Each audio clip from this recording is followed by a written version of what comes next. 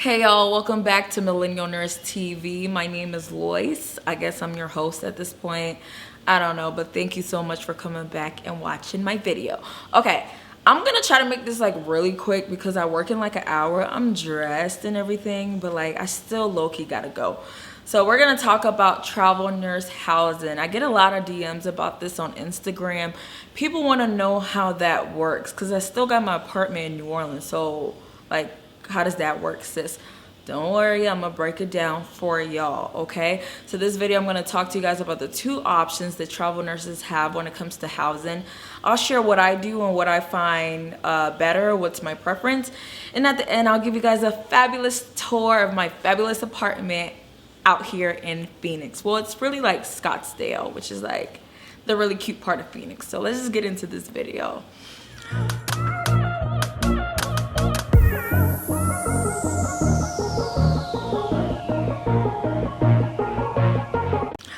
All right, y'all, when it comes to travel nurse housing, you have two options.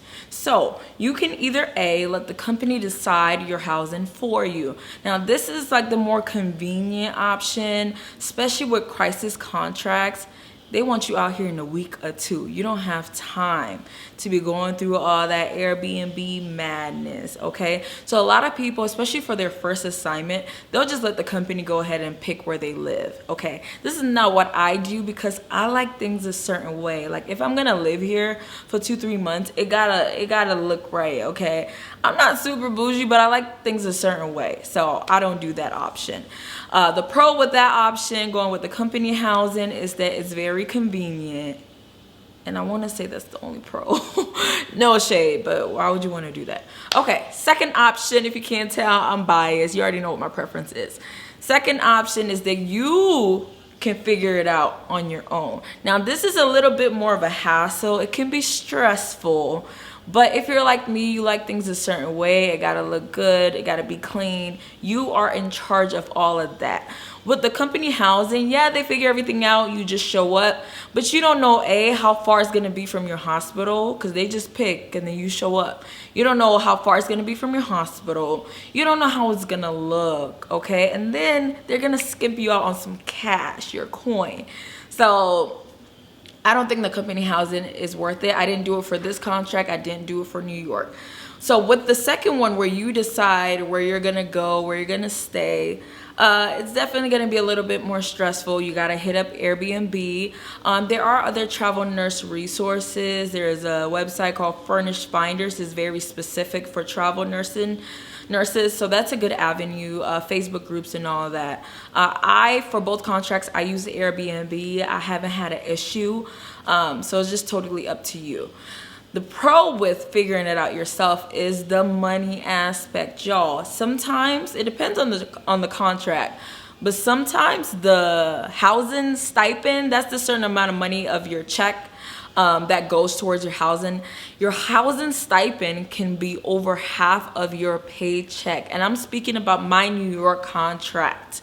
My New York contract, I'm not gonna share the amount, I almost did. But my New York contract, over half of my paycheck was towards housing. And that's totally tax-free.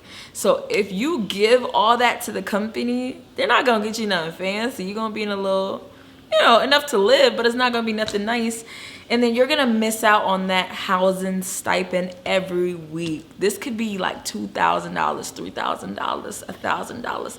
It just depends on how much you're getting for your contract, but it's a significant part of your check every week. So like, let's say your housing stipend is $2,000. That's what they're taking out of your check every week. There's no amount of rent that's $8,000 a month. It's not worth it. Even if you're in a cheap location, $1,000 is your stipend, whatever. That's $4,000 these people gonna take out your check. You're not living in a $4,000 a month apartment. So it just makes no sense to me. I'd rather just go through the hassle, know where I'm staying, know what it look like, know how far it is from my hospital, and keep that extra coin. It's just a preference. You do you, I'm just sharing what I do. Okay, y'all, that is all I have time for right now, but I will give you guys a tour of my luxury apartment. It's really bougie, y'all. And I'm actually travel nursing with my mom. I'll try to get her on a video or something if she's not acting camera shy. But so yeah, I live in a 2-bedroom apartment. It's in Phoenix, Arizona. It's in a little cute part of town called Scottsdale. I actually really like never heard of Scottsdale until I got here. I'm stuttering a lot, but it's really, really cute, y'all. So I hope you guys like it. If you guys follow me on Instagram, you already seen it, but just see it again. It's cute. All right, y'all, that's all I have time for. Please make sure to follow me on social media. Follow me on Instagram, Twitter. I'm not really on there, but I'll put it in. And if you want to do a little business or something, I got my email in the description. All right, y'all, see you guys in the next one. Bye.